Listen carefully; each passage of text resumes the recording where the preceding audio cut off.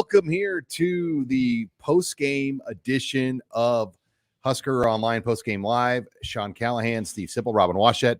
For the next 30 or 40 minutes or so, we'll give some final thoughts on spring football for Nebraska, the red-white spring game, which we obviously just got done doing our work, and you can go on huskeronline.com. We got a great special right now that runs through Sunday. Get 4 months for $10 of Husker Online. No better time to jump on and give us a try as a Nebraska red-white spring game, guys. A lot to break down. It was a 21-7 game. Quarterbacks were live. Running backs were live. It was a true game. There were special teams that had some simulation to it. But, it was formatted probably the best way it could be, but it wasn't a lot of good football. I mean, there was 8 turnovers in the game. 8. That's a lot. Yeah, it's a lot of football. I mean, that's a lot of turnovers. There was some good football. Oh, yeah. No, I said this on Channel 7 after the game. There were flashes in this game. And that's – I don't really go into the game like that is the true game. I look for the flashes. Yeah. The flashes were Jeff Sims, Billy Kemp, MJ Sherman, that trio freshman up front. Princewell, Cam Lenhart, and Maverick Noonan. And even Sincere Safey-Ala played pretty well too. Good job with the name. Yeah. Wow. But you are I'm on impressed. it. I'm impressed. Those were some of the flashes. The concerns continue to be that offensive line. I mean, it felt like there were a lot of guys running free. When you see like Cam Lenhart, a true freshman, in pass protection, I thought they ran the ball pretty well. I mean, there was a decent push, downhill, especially early. Mm-hmm. They were getting some good push in the running game early on. Mm-hmm. They just couldn't finish in the red zone. Right. They got to finish in the red zone. Yeah, I think that's an accurate summation. I'd be a little more positive maybe than Sean is. I'm positive. I'm just trying to be, 8 turnovers. It was a cold, blustery day. Come in here dogging them. Can't sugarcoat that. I'm not dogging them. Come on now, gentlemen. Man, I really like Sims. I mean, here's the thing. Sims was clearly the best quarterback out there today. Clearly. Yeah. Now, out there. That's the key, right? Because Casey Thompson wasn't out there. Casey Thompson was wearing one of those god-awful all-white sweatsuits they gave him. Yeah, I don't know what the deal with is. Yeah, but anyway, yeah, not a fan. Hazmat suits. But Casey will join the quarterback competition now, and it's gonna be tough to unseat number 14. It looks like to me, as Sean points out, Jeff Sims is handpicked by the new staff. You can see why. He's pretty accurate, and he runs a 4.4. And as Matt Rhule makes that fine distinction that you make with quarterbacks, he's a passer who runs 4.4. He's not a 4.4 guy who can kind of throw it a little bit. No, he's a passer. So I like that picture. Well, and you just saw, I think this kind of showcased the importance that being able to run at the quarterback position is going to mean, at least for this season. We just talked about a bunch of freshmen torching the starting offensive line. A bunch of defensive linemen that had very little issues getting around the edge and putting pressure on the quarterback. So that QB has to be able to run and buy time and make guys miss and extend plays with his feet, not just as a runner, but just to keep pass plays alive, given some of the olays we saw with pass blocking. Now it brings up an interesting conversation. That's not what Rhule wants. No. That's not what this coaching staff wants. I don't think that's why they want a running quarterback. I mean, they want their offensive line to be sufficient, at least sufficient. And so I'd have to go back. It's like Rhule said, you kind of in a spring game have to go, if you're going to do a total evaluation, you kind of have to go back and look at it. Right. A lot of these are just first impressions, right, Sean? Yeah. Yeah. And, let's look at some of the numbers, though. You talk about the quarterbacks as we go through some of the stats and the numbers of this game. Jeff Sims, 9 of 13, passing the football, 139 yards. Good numbers. I mean, that's on a day like that, that's a good day. I mean, it was, 20 mile an hour northwest winds. Good point, Sean. That's a good point. I mean, that wasn't exactly great day to throw. I mean, that was a November type day. On a bad November day. Harburg, 2 of 9. I mean, and Chuba Purdy was 2 of 4. Richard Torres got a lot of reps. He was 9 of 18, had a pick. Chuba Purdy played on the other team as well. He played on both teams, was 4 of 9 for 39 yards. So, not a lot jumps off the page on those quarterbacks other than what Jeff Sims did as a quarterback when you break down just those final game numbers. Yeah, and Sip, we were talking like, what jumps out is Harburg's passing numbers right now, because we knew he was a runner. Yeah. Like that picture, we already figured, with a foregone conclusion come in. What we want to see was what he's going to do as a passer, and it wasn't good. He was 0 of 6 in the first half. Right. He did have the 2-point conversion toss to Kemp early in the game, but other than that, it was rough. And yeah, there was weather involved, but he missed guys too, and he had a couple that probably shouldn't have been picked. So a rough day. Then you add in now. I don't knock him on that fumble. Like if that play would have been reviewed, the fumble that was taken out for a touchdown, that gets overturned. I think that's pretty obvious. But still, like that element is going to be the only way that he actually competes in this quarterback conversation. Because when Casey gets in there, he could be a distant third if that passing element doesn't improve in a big way. Yeah, I would say right now that when Casey rejoins the fray, it'll be a battle for number 1. But I think Chubba can push Harburg. I mean, I don't even know if I characterize it that way. It looks like the ball got out of Chubba's hand a lot better than Harburg's. Yeah, that's what it looks like. Chubba's on just, it's just one day, but it looks like Chubba's on even ground with Harburg. I don't know. Other than the running. I don't know. Chubba had some good runs. He had a couple big Chubba scrambles. I think Harburg knows how to finish runs better. I think he knows how to go into contact and slide. Yeah. Or not slide. Or not. And where Harburg doesn't always slide. Chubba is a former baseball player, but not a great guy at sliding. No, that's how he hurt himself in Michigan. With an he almost did it again today. Yeah. Along the sideline there. He's probably got to knock that off. I'm serious. I mean, that Harburg doesn't really slide. He'll go into you. Yeah. I guess I am being a little hard on Heinrich Harburg based on one day. I didn't see all spring the way through the ball, but that's all we got to go on. That's what the show's about is one day. Yeah. All right, if you're just joining us, we're on the Husker Online postgame live show. We've kind of gone through the running backs, the quarterback. Let's talk running backs. Yeah, we did not go through the running backs. Sorry about that. We didn't do running backs, but looking at the numbers, Anthony Grant, 14 carries, 34 yards. That led in carries. Gabe Irvin Jr. had 8 for 20. Only one run between those backs of over 10 yards. It was an 11-yard run for Anthony Grant. So, not a huge day. Ramir Johnson, 6 carries for 35, averaged 5.8. So nothing there. And then, we did see AJ Allen, 7 carries for 18 yards in that game. We saw Emmett Johnson, Trevin Lubin got some good carries as well. So, a number of these backs got good work today in this game, highlighted by, I would say, Anthony Grant getting 14 carries. Yeah, it looks like the room looks really even to me. I think that Anthony Grant still looks, again, one practice, but today he still looked to me like their best running back, Anthony Grant. Most consistent for sure. Yeah, we heard a lot about Gabe Irvin, and Gabe Irvin was one of the guys they picked to talk to the media afterwards, and Irvin looked fine. He scored the touchdown. Yeah, that touchdown was nice. Yeah, nice run. But again, AJ Allen didn't practice much live this spring, and it kind of showed. I thought he looked a little flat. Had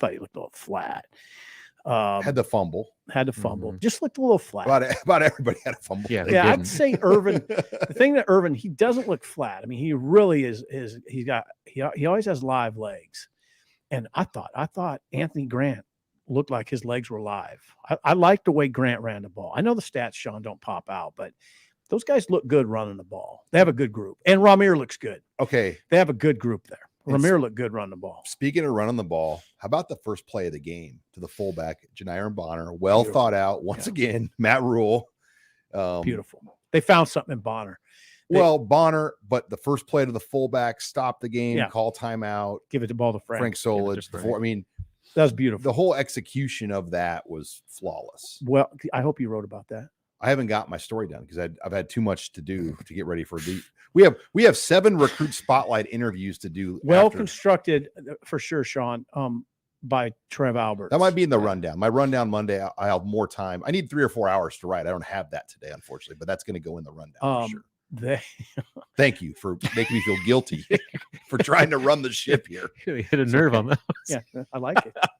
like it. Head coach. Head coach got a little The coordinator got on the head coach. That's right. No, that was well done by Trev to orchestrate it that way, and it was a good day for Frank. He spoke on the mic too. I which know. was cool. I was surprised by that. Yeah. I mean, it's not easy to grab that mic in the full stadium. No, and he's pretty understated. It was the most Frank Solich send off ever. So I Go guess Big Red. go Big Red or something. Yeah, that was fine. Bonner is a revelation. Yeah, let's go back to Bonner. Yeah, Janiron Bonner, to me, looks like a guy that's going to be a major, major factor on this team. He looks good running the ball from the fullback position. Mm-hmm. And he's brand new at it, and you already see that potential. The blocking too. Yeah, that was what impressed me the most. Like, I mean, he's a dynamic player with the ball in his hands, but his ability to take on a linebacker and win and create holes like that stood out. That was good coaching job. Yeah, That's we're good like, And to coaching. sell it. I you mean, get this guy a few more months to develop. Holy cow! Yeah. How many 4-star receivers are you going to be able to convince? Hey, you're going to be a fullback. Yeah. Well, the one way you can convince them is with playing time, and say, look, you're gonna.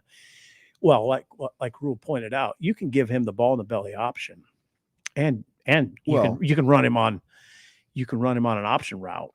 3 on letters pass can play. convince him too. NFL. Yeah. They could develop him. He's got 4 years now. Oh, he looks good. And I mean, think about him in this role for 4 years, how much better he's going to get. Oh, it looks. I mean, I think there's a lot there. Well, I thought it was notable that Rhule mentioned Kyle Juszczyk, the 49ers fullback, and how much they use him. Yeah. Like, he's a versatile receiver, running back, can split out. Like, that's, I think, the ideal picture they have for Bonner in this offense. It's Kyle Juszczyk from the 49ers. Absolutely. I mean, if you're talking about a guy that can line up at fullback on obvious running downs and help get a first down and go out and catch passes, that's what That's Bonner a weapon. Yeah, it's a big weapon, and you can see how that would be. A player would like that. I mean, you're on the field, and he gets to use that big body. You know, I thought he was a little odd as just a pure wideout, just by the way he looks. So this role, this is where you give. This is coaching. That's what it is. It's finding the right ways to use players. And selling it. Selling them. Yeah. Well, how many examples do we see of that today? Like that vision that they had of moving guys to different spots. AJ Rollins making plays. Oh yeah. I mean, good point. Brody Tagaloa making plays. Boy, good point. Those two guys, AJ Rollins was a tight end. Tagovailoa was a tight end, right? And they made plays on defense. Tagovailoa tight end. Yeah, Tagovailoa Tagaloa. was a tight end. Yeah. Ramir. Yeah. Not Tua. Those guys. God dang, I was shocked by Brody. Rollins. Yeah. Yeah. Well, he looked good in high school as an edge guy. Like, I always thought Rollins. I always thought his potential was there. Tagovailoa was hurt as a senior. Like, he was an unknown guy when he got here. He looked vicious on that tackle he made. I was concerned when he went after Buschini on that fake punt. Really? I was like, hey, take it easy. Bro. Well, and I mean, he's a scrapper. Like, that practice fight last week that caused them to run. And Brody?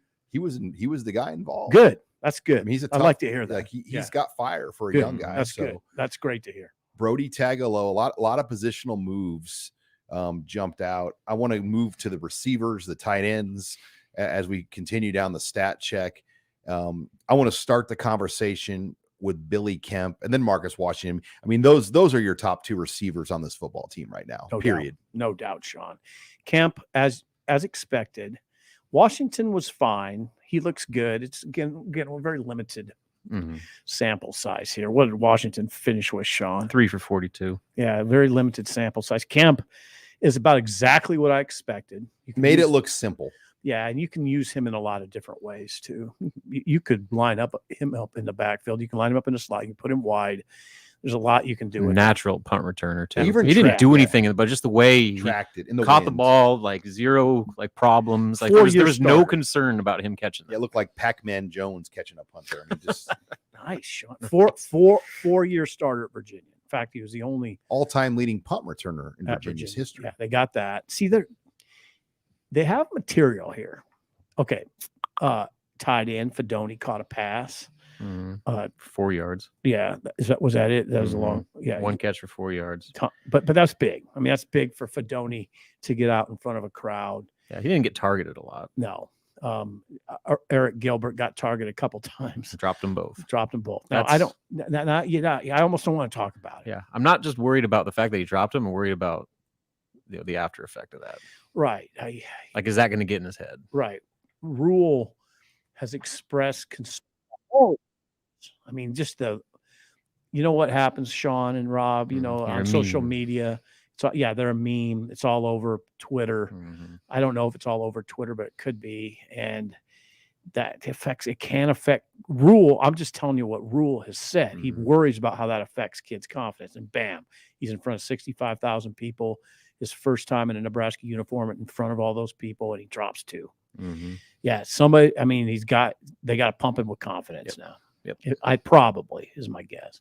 Just going through the comments, a lot of comments just about the fumbles, the sloppiness. I think we all agreed. You know, it was a spring game. It was a cold game, a windy game.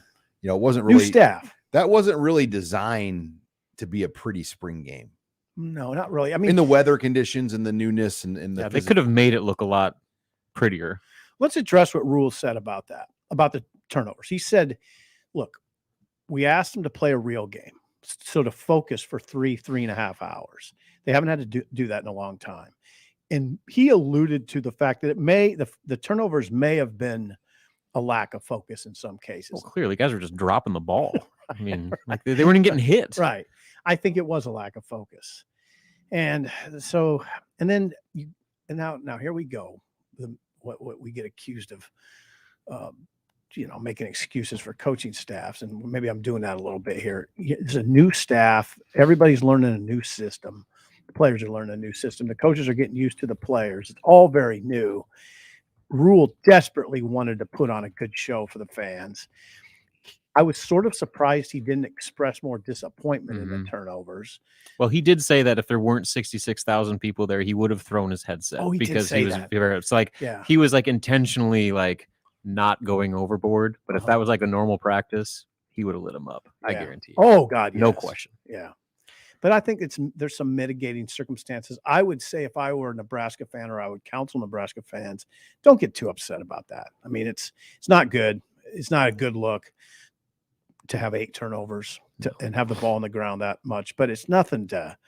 I know me. I mean, I look at things objectively. It doesn't bother me that much. It really doesn't. Yeah, especially like the way that the fact that guys were fumbling snaps and hand, like that's just like fundamental stuff. Right. Like that, I think that comes down to nerves. And you go back to what Rhule that we asked what he wanted to see in the spring game is how guys respond. He had a bunch of dudes that had never been in that setting before. Right. And that had all those people watching for the first time running a new offense. And I guarantee you nerves had a factor. I think, Sean, you played basketball. I think the game was moving fast for some guys, real fast. It was a real game. You know, they're not used to that. They're that crowd. They just rolled the ball and said, play football. Right. And the game can move awfully fast for some guys. So that's probably some of what was going on. All right. Let's shift the conversation now to the defensive side of the ball. Okay. Just overall thoughts on Tony White, what you saw, the way that defense looked. I mean, what I saw, like this jumps out to you. I mean, there were 18 tackles for loss in that game. Two sacks. You look at the quarterback hurries, there were 4. There were 11 pass breakups. It was a very active defensive performance. I think when you just break down the metrics of the day, we know there were a lot of forced fumbles too. In terms of true forced fumbles, though, I think there were just 3 of them in the game. Yeah, so we talked about the front 4 and the young guys and the pressure they were getting off the ball, but I think just the overall level of tackling. I mean, there were no like glaring missed tackles that led to big plays, and I think that's a step, because when you have that fundamentally sound tackling, that can make your defense look pretty good. So you add, they got good pressure, they were tackling well on the back end, and then at the linebacker position, I think that was a pretty good start for the Tony White era. I thought. I agree. Sean, I think active is a good word. They have some athleticism on that side. I was really impressed with some newcomers. The freshman that you've mentioned, Prince Will. Human Malin? Yeah. Human Malin? Yeah. Prince Will. We'll stick with Prince Will. Cam Lemhart can play. Okay. Maverick Noonan can play. Those young guys can play. Elijah Judy is a newcomer. Elijah Judy maybe was the one who impressed me most. MJ Sherman's 4th down tackle. He blew that guy up. MJ Sherman looked explosive. Judy is probably a little better than I expected. I think, for instance, he makes a better impression than Wynn does. Stephon Wynn as a transfer. When you look at a big time transfer from Alabama, Stephon Wynn. Okay, then you look at a transfer from another SEC school, Judy. You kind of compare them. Judy looks more active. He looks like a guy that can make more plays at the line of scrimmage. Was Reimer not playing today? He was not playing. Okay, I didn't notice him at all. Yeah, they didn't announce anything. And Matt Rhule wasn't asked to address injuries. I wish he would. I wish I would have done that. I don't know what the deal with Reimer Chief is. Borders, I didn't notice he was out there. I watched him. He didn't make. He just didn't have an active day. No, he just didn't. He had a couple opportunities, I thought, on 3rd and longs, and just didn't. On one of them he dropped. It's informative to watch closely because I thought, okay, here's a 3rd and long. Let's see what Borders has as a pass rusher. Well, they dropped him into coverage, so they're going to do that with those guys at times. So I thought the other guys jumped out more than Borders. Borders is going to be out there though. Oh yeah, there's no doubt. Somebody mentioned Buckley had some moments even. Good, that's good. I thought Raquan Buckley, interior defensive lineman. Kind of the sleeper out of nowhere guy to me was Gage Stanger. Yeah, he's just place. He's kind of got like a little JoJo Doman to him, just a guy that finds plays. He just finds plays. He intercepted the Chubba's last pass, which I guess was fitting that they finished the scrimmage with a turnover. And even Rhule is interesting because he even kind of put a positive spin on that. He said the guys, they wanted to go down and score. I mean, they wanted to keep playing. They didn't want to take a knee. Chubba pushed him into the red zone, then threw a pick. But Rhule didn't seem like he was that upset by it, and nor would I be. I mean, they're playing, they're competing, and they did compete. It was a high-level competition, I thought. Stanger played on both teams. Did he? He had a tackle for loss, a pick, and then on the other side, he had a quarterback hurry. So 2 total tackles, a tackle for loss, a pick, and a hurry. Kai Wallen was another guy that he jumped out a few times, the junior college transfer defensive lineman. Wynn, and I wasn't dogging Wynn. I like Stephon Wynn, as you guys know. He did have 5 tackles. They have material. I think Rhule, I always feel a sense of urgency with Rhule because I think he feels like they got something. They got a little something. They can be pretty good. And I saw that today. Again, that's why I don't get too hung up on the turnovers because as I'm watching the game, I'm always thinking, okay, can they beat teams? Can they beat teams they're going to play? And my coming away from it, I say, yeah, they can beat some teams. It's an execution. I mean, as we know, Nebraska, it hasn't necessarily been a talent issue. It's been execution. Can they stay out of their own way? It's the details. That's what disappoints people. And today did not go very far in relieving those worries. Right. So that's I think what a lot of people are going back to is how many years in a row has Nebraska been its own worst enemy? Now they turn it over 8 times. How many years in a row have they lost? Have they been minus in turnover or really low rank every year? Yeah. Yeah. Right. I mean, it's been one year in like the last 20 years where it was like a positive. Right. You're right. And they won games that year. See that? Weird. Hey, when you finish your column, make sure you mention that one too. When you finally get around to it. Come on. I'm doing head coach duties here. I know you are. You're the head coach. So the head coach, what happens to head coaches, Sean? They get criticized sometimes. That's right.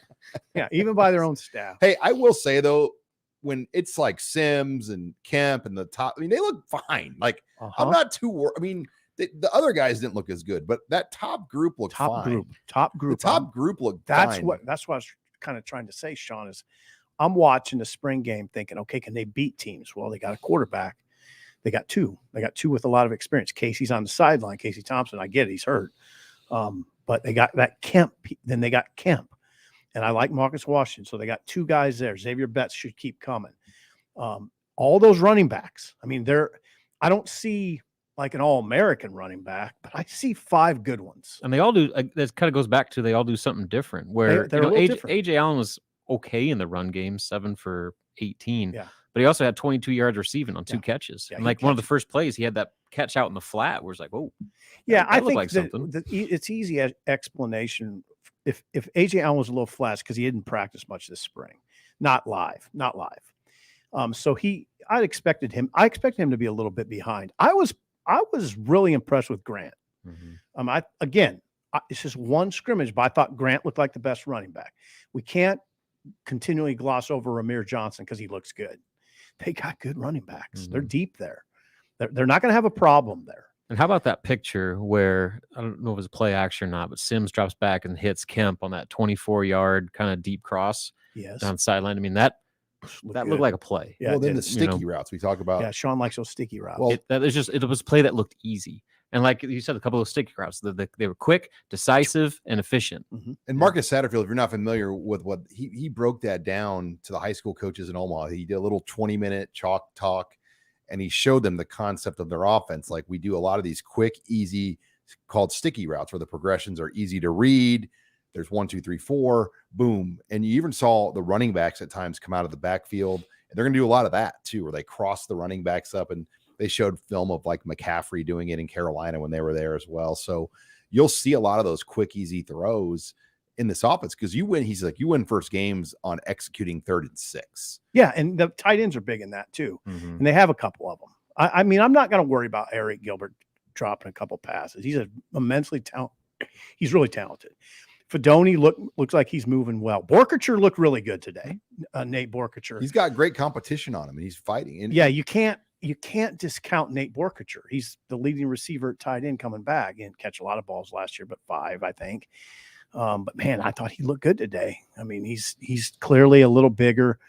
I thought last year there's a couple times where the ball just looked like it was getting there too fast for him. That won't happen again.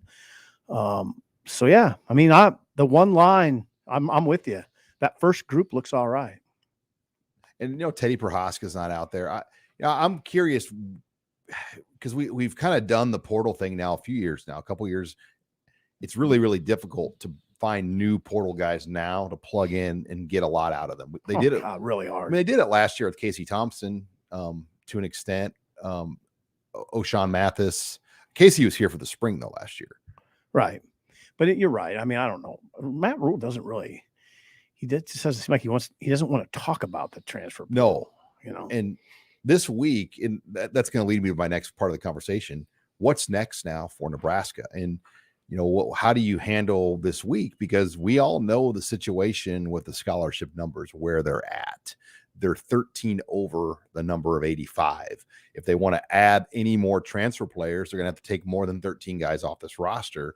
This week, the Coach Rhule, will have his player exit meetings with every player on this team. And at that point, they have the ability as a first-year staff to not ask guys back and say, hey, you can go in the portal, or you can stay at Nebraska, keep all your money.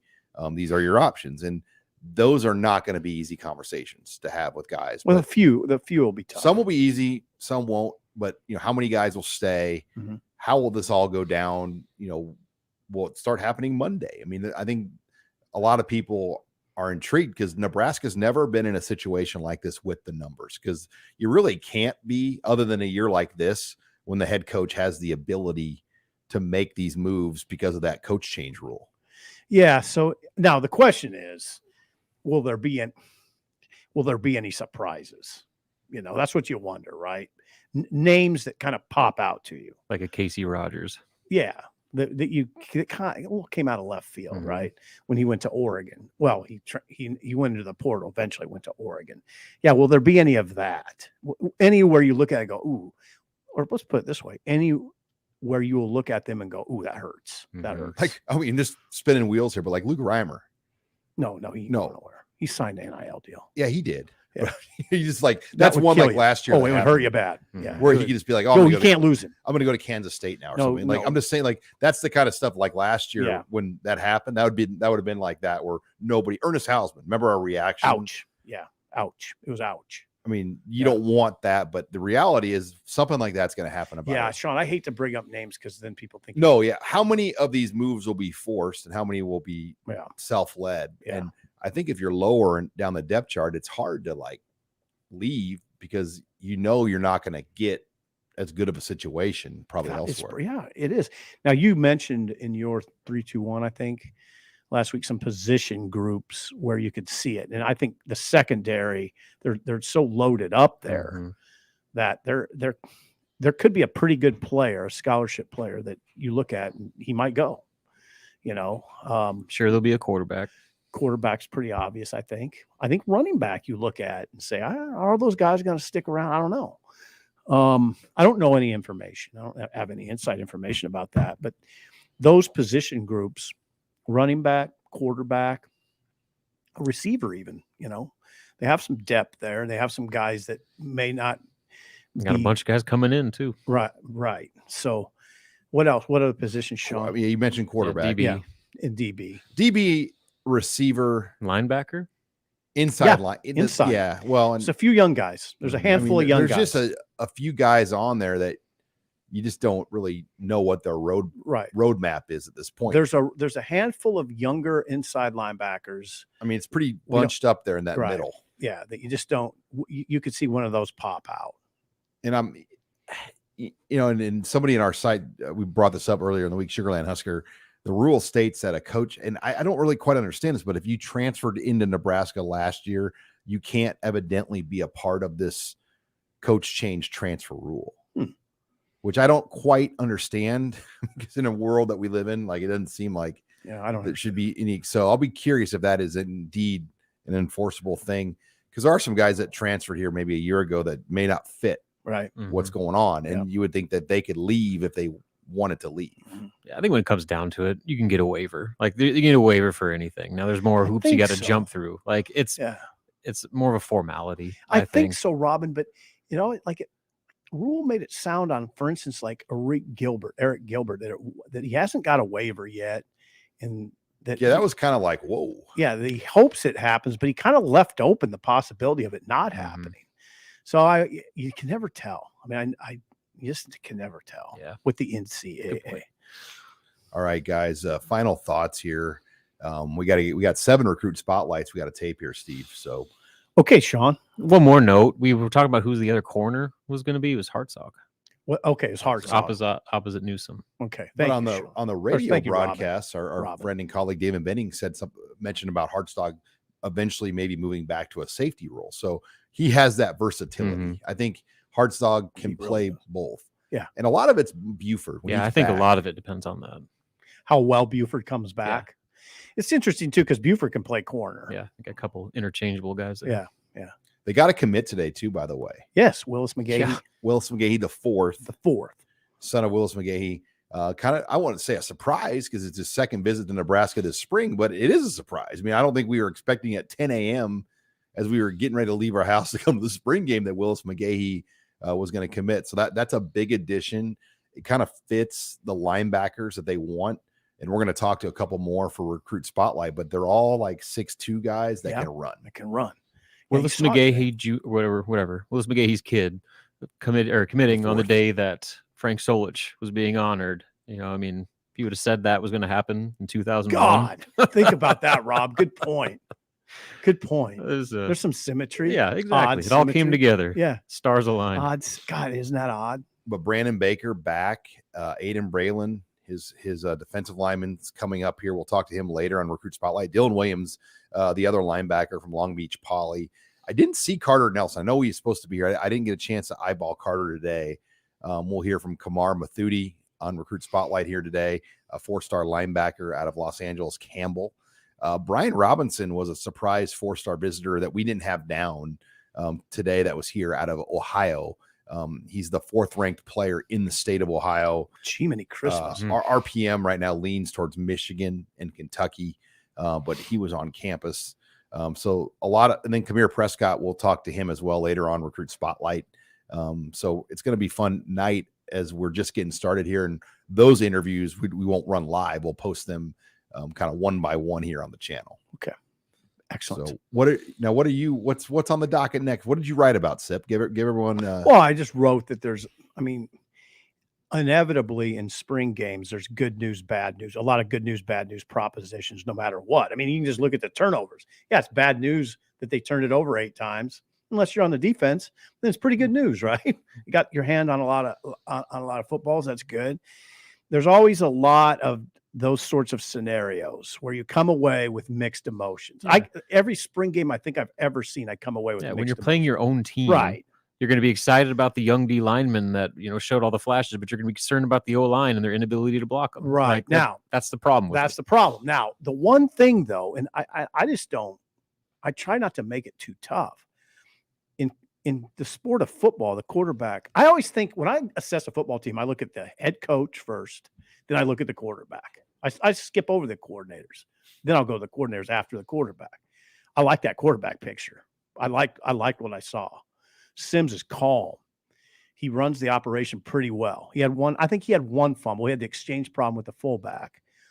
But he ran it well. He ran the operation well. He's a smooth operator. You have to look at that part of it first. Did he look like he was confused out there? No. Did he look like it was too much for him? No, not at all. Did he look good throwing the ball? Yeah. He looks really good running it. I mean, he spun out a number 91 on that one. It wasn't a long run, but that guy had him dead to rights, like Rhule said, and he spun out of it. I like that picture, and that's generally what I wrote about. I think Casey's going to have a hard time unseating him. If they can make it work, though, where he's the number 2, Casey, that's about as good of a number 2 as you're ever going to have. Yeah, and you usually need it. Especially when was the last time Nebraska hasn't needed a backup quarterback? Exactly, and they're going to run him. Tommy Armstrong was the last time. Was the last time? I think he went 1 year wire to wire. Is that right? That's insane. The Holiday Bowl year. Okay, I want to say he was okay. The 2014 season. That makes sense. I think. Yeah, because Adrian never did it. Right, Adrian never did. See now, and they're going to run that. They're going to run number 14. So he's going to take some big shots in the Big Ten. Casey's, you hope that Casey. You open with 2 Power 5 games. Yeah. So PJ Fleck and Coach Primetime. Yeah, I think Casey stays. I mean, I think he stays around. He's 24. Yeah. And he seems to like it. He's got a good thing going. Yeah. All right. Well, that wraps it up here. Make sure if you're not on Husker Online, we got a great spring game weekend special that runs through Sunday. 4 months of access, $10. Lots of signups are joining with this great special. So if you're not on, check that out. Make sure you like, follow, subscribe to us here on the Husker Online YouTube channel. And we'll also post this on the podcast page as well. So look us up anywhere you can find podcasts simply under Husker Online. Thank you for joining us for this special spring game, post-game live show for Steve Sipple and Robin Washett. I'm Sean Callahan.